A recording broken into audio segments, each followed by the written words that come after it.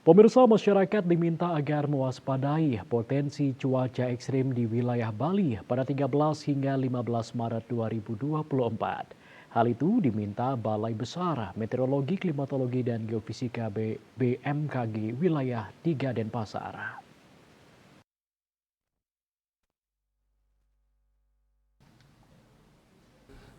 Kepala BBMKG Wilayah 3 Denpasar Cahyo Nugroho di Denpasar, seperti dikutip dari kantor berita Antara, menyampaikan masyarakat diminta tetap waspada dampak cuaca ekstrim seperti angin kencang, gelombang tinggi, banjir, tanah longsor, dan pohon tumbang. BBMKG Denpasar menjelaskan kondisi itu disebabkan proses pembentukan awan hujan di wilayah Indonesia. Terdapat daerah pertemuan konvergensi di wilayah Bali sehingga mendukung pertumbuhan awan konvektif.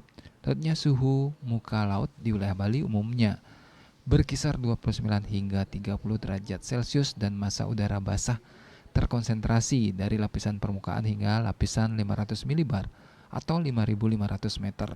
Berdasarkan analisis BBMKG 3 Denpasar, hingga 15 Maret 2024 ketinggian gelombang laut di Laut Bali diperkirakan hingga 2,5 meter dengan kecepatan angin bergerak dari barat-barat laut diperkirakan hingga 30 knot atau 55,5 km per jam.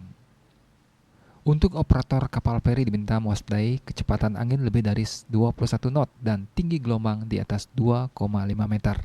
Bali Pos melaporkan.